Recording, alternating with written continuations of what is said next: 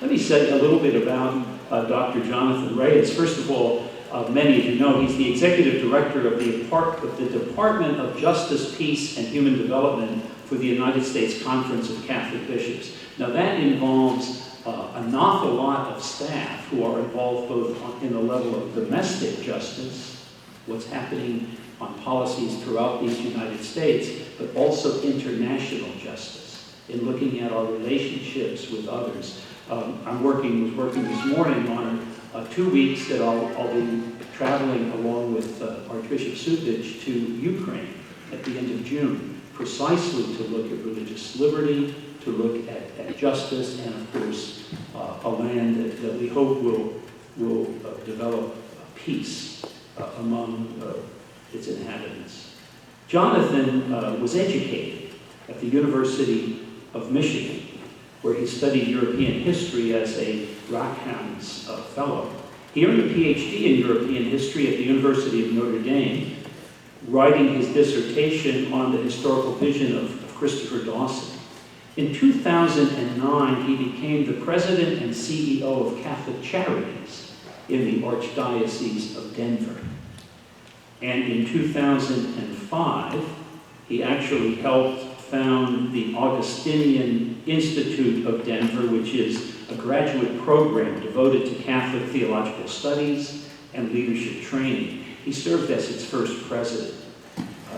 Jonathan also served as vice president for ministry and formation for the Fellowship of Catholic University Students, and he's also taught in the history department of Christendom College in Fort Royal, Virginia, where he served for 2 years as the vice president of academic affairs. So he comes with great credentials, but most of all, I enjoy the fact that he's a very, very good human being, someone who is very principled and who lives the gift of his faith. So please join me in welcoming Jonathan Reyes.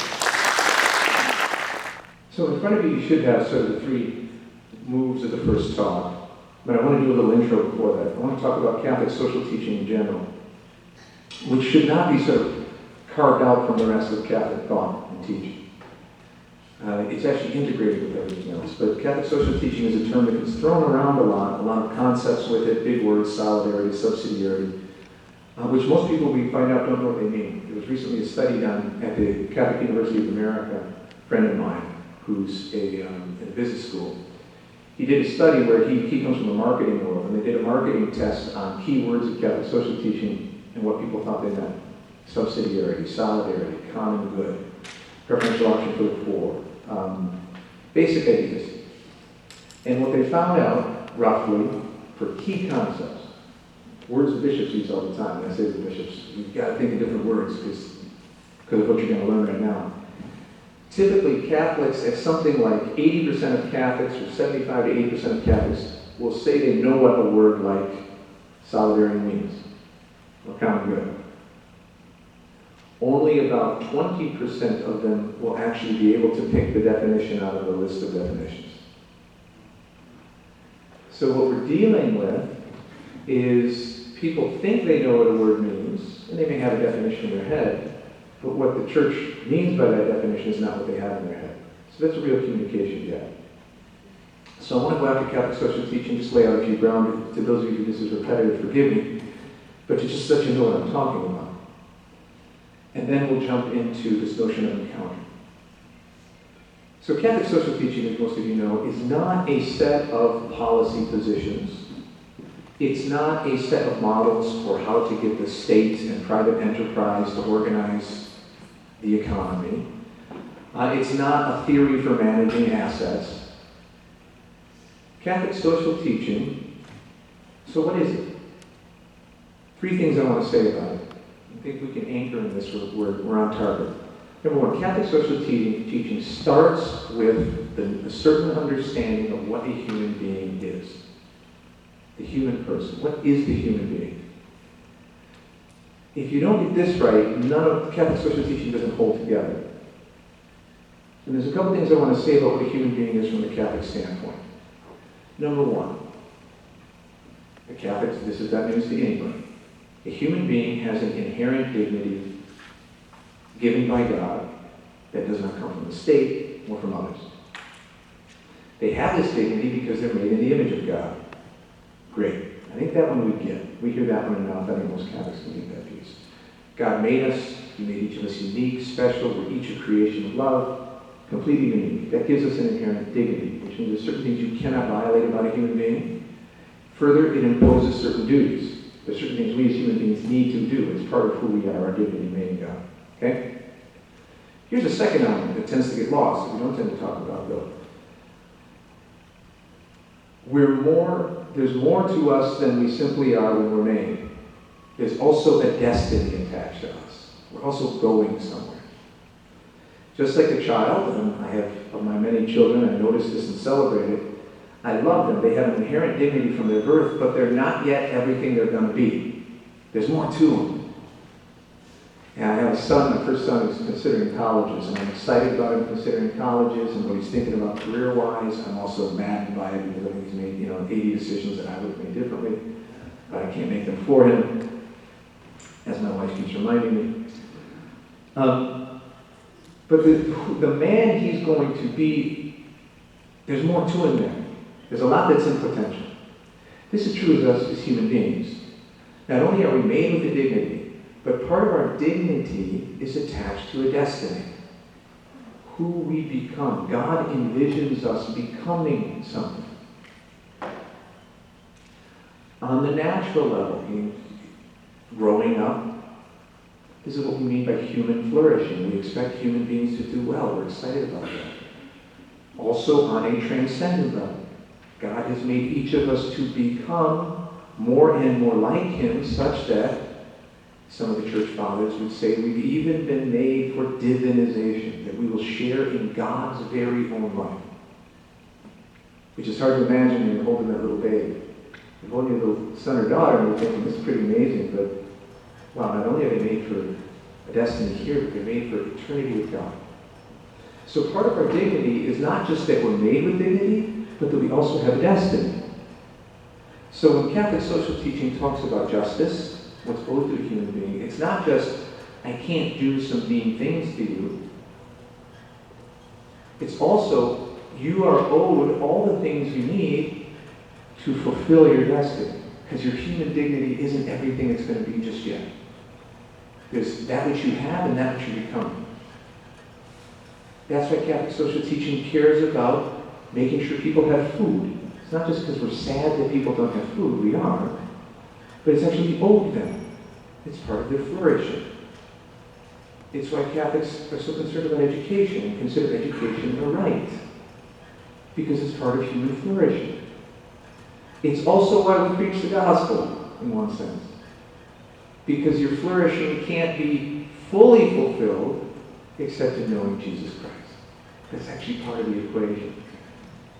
So there's who I am, that comes with the dignity, there's who I'm becoming. And Catholic social teaching sees both of those dynamics, and it's very interested in creating the conditions by which a human being can achieve their full potential, naturally and supernaturally. As a professor friend of mine used to always say, people are owed food, education, and the gospel. They're owed the gospel. They should have the right to hear the high destiny to which they're called in Christ. Third thing to say about Catholic social teaching, it also recognizes that human beings are born into relationships. The Catholic vision of a human being is not of an autonomous, atomistic individual who's completely disconnected from other human beings except when he or she makes a contract. That's a prevalent view. The prevalent view of humanity today is that everyone is a completely contained human being who enters into contracts when he or she wants to in order to get stuff or accomplish certain things. Catholics and others, not just Catholics, but the Catholic vision, and this actually goes back to Aristotle, would say, no, human beings are already, from the very start of life, embedded in relationships. There's no such thing as a free-floating, completely autonomous human being. It doesn't exist. It's a creation of a certain kind of thinking that came out of the late 17th century, early 18th century. And so the Catholic says, before you even know who you are already in relationship. Before a babe knows that they have existence of themselves, they recognize their mother's smile, they recognize their father's voice. In fact, part of their self-discovery comes through others. So you're always already in a relationship. So in Catholic social teaching and other philosophical schools, you find a knee-jerk reaction to the notion that human beings are independent and only relate to one another insofar as they make contracts, written or not, to get stuff done. This is huge because it goes counter to a lot of the way that the modern world thinks about these things. Final thing to say about Catholic social teaching. Now it all comes together. We'll bring these three together with the word justice. Catholic social teaching is concerned about justice. And if you've studied it, you know there are different kinds of justice. There's community justice, there's general justice, there's legal justice, there's distributive justice. And they tend to get grabbed and put in this category called social justice. But biblically speaking, justice is simply this, and Archbishop said earlier, justice is right relationship. Right relationship. Relationships in their right order. Where people are given their due, given what they are as a human being. It's right relationship. And if you look at it in Scripture, if you look at justice in Scripture, it's all about getting relationships right. Whether it's between the king and his people, whether it's between a society and the widow or the orphan or the stranger, which is the great three in Old Testament, right? Those are the ones we look out for, widow, orphan, and stranger, that they're owed something. Whether it's between people and declaring the Jubilee year, everything is about right relationship. So, when Catholic social teaching asks the question, what is good for human beings to become all that they're meant to be? It's always a question of right relationship. And three of those. We have right relationship with God, which is the source of justice, right relationship with one another, and right relationship with the created world, with the environment. Little side note here. Pope Francis is going to be putting out an encyclical on ecology. And to the extent he's given some tip his hat and had Cardinal Peter Turkson, who runs the Justice and Peace Department, we work closely with the Justice and Peace Department in Rome. To the extent they tip their hat on what's going to be in it, it's surprising to some people because what's in it is kind of everything. It's not just about climate change or it's not just about recycling. It's actually about God, human beings, and the environment. The big term he's using for it is integral ecology. Cardinal Peter Turkson is using the word. What it means is there's three relationships that we're concerned with because all three of those need to be in right order for there to be justice.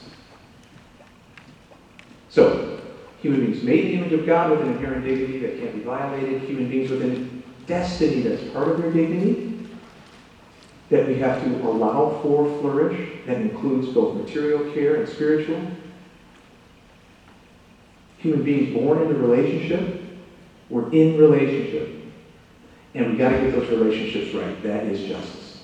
Fair enough? That's the key. If we get that, now when I turn to a question of what does Pope Francis mean by encounter, encuentro, and I will use the Spanish word on purpose for reasons I'll give in a moment, you begin to get, because encuentro is about getting relationships between human beings understood right and getting those right.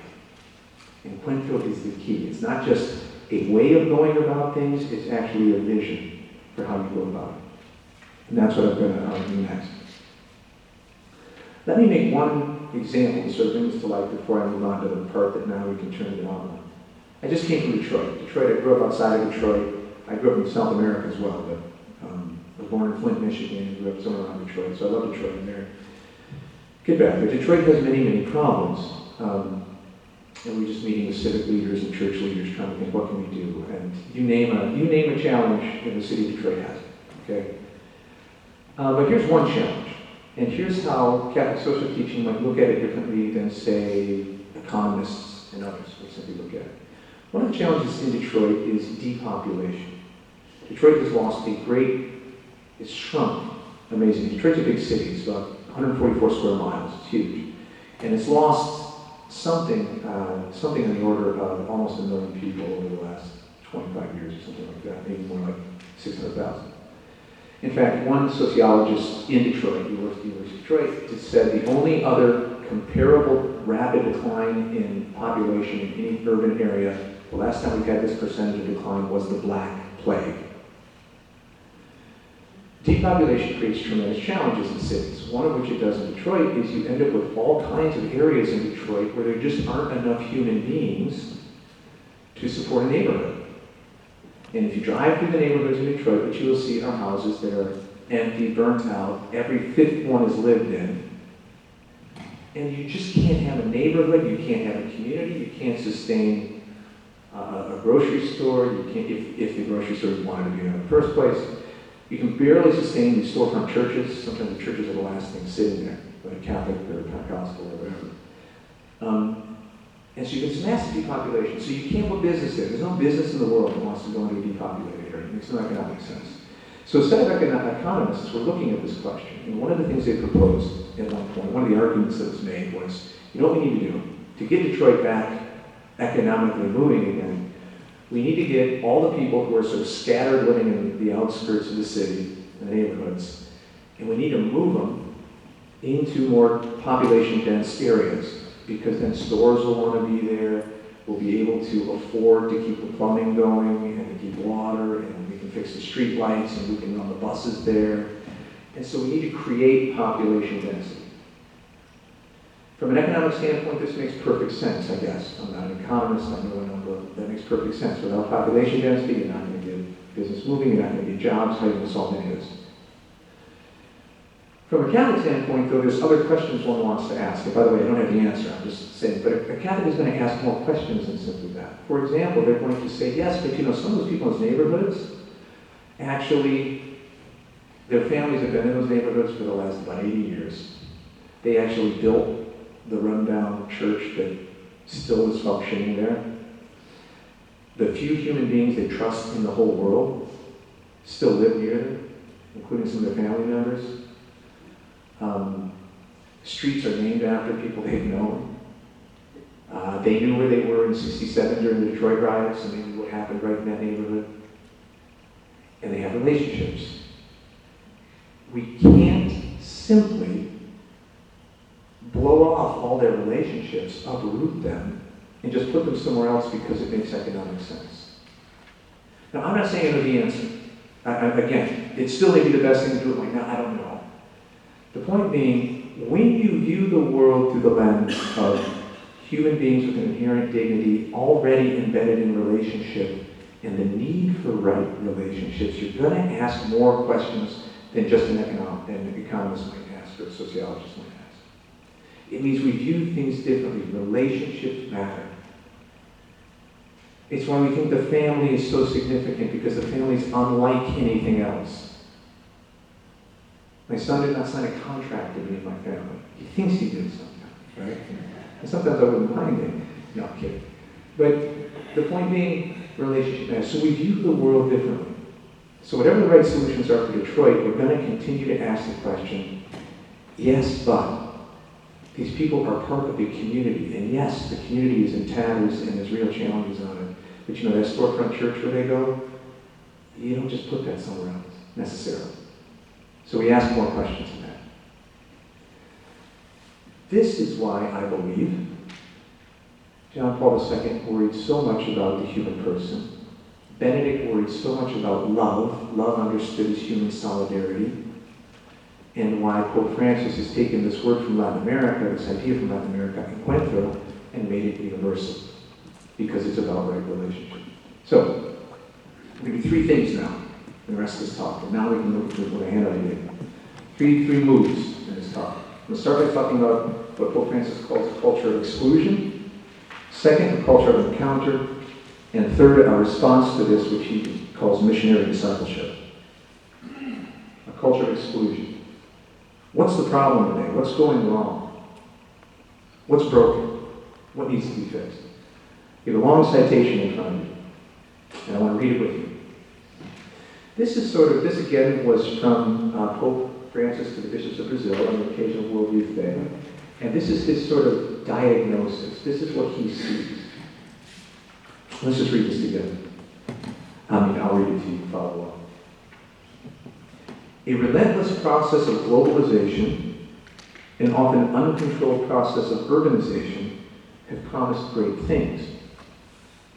Many people have been captivated by the potential of globalization, which of course does contain positive elements. But many also completely overlook its darker side. And just look at this litany. The loss of the sense of life's meaning, personal dissolution, a loss of the experience of belonging to any nest whatsoever, subtle but relentless violence, the inner fragmentation and breakup of families, loneliness and abandonment, divisions and the inability to love, to forgive, to understand, the inner poison which makes life a hell, the need for affection because of feelings of inadequacy and unhappiness. I work with a lot of youth. This is pervasive young people. The failed attempt to find an answer in drugs, alcohol, and sex, which only become further prisons. Many too have sought shortcuts, for the standards set by Mother Church seem to be asking too much. Many people think the Church's idea of man is too lofty for me. The ideal of life which she proposes is beyond my abilities. The goal she sets is unattainable, beyond my reach. Nonetheless, they continue, I cannot live without having at least something, even a poor imitation of what is too lofty for me, what I cannot afford. With disappointed hearts, then, they go off in search of someone else who will lead them even further astray. The great sense of abandonment and solitude, of not even belonging to oneself, a profound one, which often results from this situation, is too painful to hide. Some kind of release is necessary. What's the diagnosis? And by the way, it's not just him.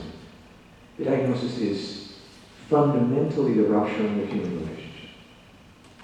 Relationship with God, relationship with other, relationship with the environment, such that it leaves the human being isolated, abandoned, in search of meaning, in search of something, intimidated by the high call God has given them, afraid of it, and alone. Mother Teresa in 1994 came and spoke to National Prayer Breakfast in Washington, D.C. She was in front, so there she is, in front of the National Prayer Breakfast. This is a big venue, as you know, and those of you who follow politics. And she comes to speak. Here's this, diminutive nun. The Mother Teresa thing is really remarkable. We take it for granted, I think some of us, that Mother Teresa is important, but think of just what it means that Mother Teresa became a world figure. Here's a nun from next to nowhere, from the world's perspectives, who goes to literally almost nowhere, the most nowhere place in the world, to take care of people who are dying, about to die. If you want to start a world movement that changes and makes you important, I would recommend not going to the farthest reaches of the universe and probably not building a constituency of people on their deathbed. That's probably not going to create a worldwide movement. Yet God raises her up. There's a great line from John Henry Newman. He says, God gives us the saints that we need. God gives each age the saints they need. We needed Mother Teresa. We needed to see her. So God raises her up from absolute obscurity. So here she is. She's 1994. She's at the World Youth the National Prayer Breakfast in 1994. She comes to stage. She's in front of everybody. Television watching and all that. And they're asking her what she shares. Well, she shares this wonderful story. It was one of the first times she'd been to the States to visit some of the homes that her sisters had set up in the States. And so she went to some of the homes for the elderly, caring for them, for the poor. And she visited a few of them. And she said, I walked in and I was amazed. She said they were clean. And they were smiling people there. And so large. And there was this nice welcome area. We've all been in these places. And there were couches, and there's televisions, and there's activities on the board. And people are smiling. And she just thought how amazing in America you could build such a place for the poor. She said, what she noticed in that front reception couch television area, she said she noticed that the people who were sitting there, the residents, were not really paying attention to anything. They were all staring at the doors, the glass doors that you walk in. So she turned to her sister and she said, why are they staring at the doors? And her sister said, this is what they always do. They're staring at the doors because they're waiting for a daughter or a son to walk through. Because they know they've been forgotten. They know they've been forgotten. This is what Pope Francis is talking about. This is what Benedict XVI was talking about. Benedict XVI said the greatest poverty in the world is isolation. Isolation. The rupturing, the disconnecting of human beings.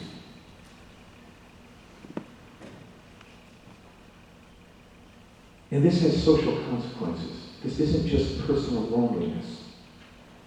When you break relationships between human beings, you create social disorder. It's simply true.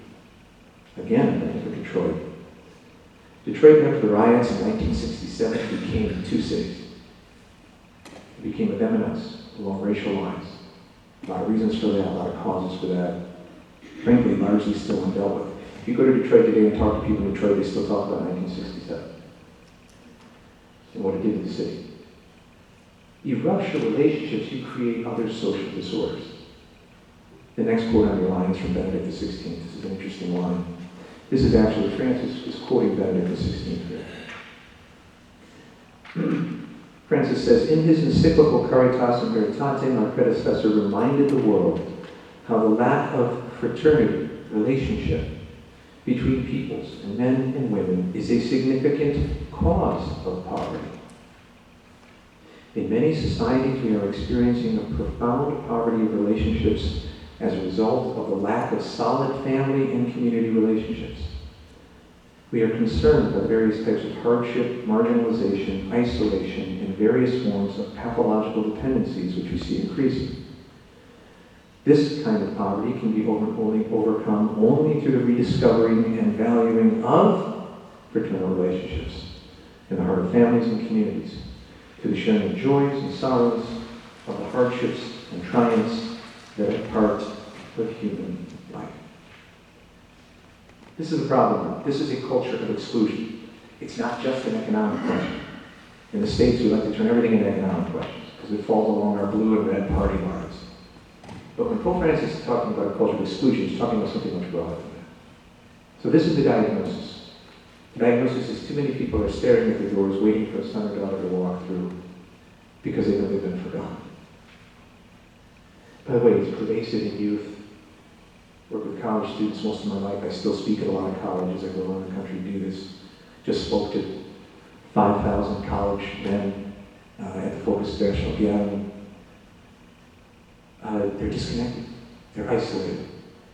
They're in search of relationship. I am devastated. That's the challenge. Okay, bad news. What do we do about it? Part 2. We build a culture of encounter, of encuentro. I use the Spanish word deliberately because in Spanish, encuentro means something a little differently than we mean in English by encounter. In English, when we say encounter, we often can mean something like a chance encounter or a brief encounter. You run into someone, you had an exchange with someone, even at a grocery store, and you call it, oh, I encountered someone, I encountered something. It means I just sort of ran into it. In Spanish, encuentro has a much deeper meaning. So when Pope Francis says encuentro, what he means is something more like a genuine interrelationship, a genuine connection, human to human.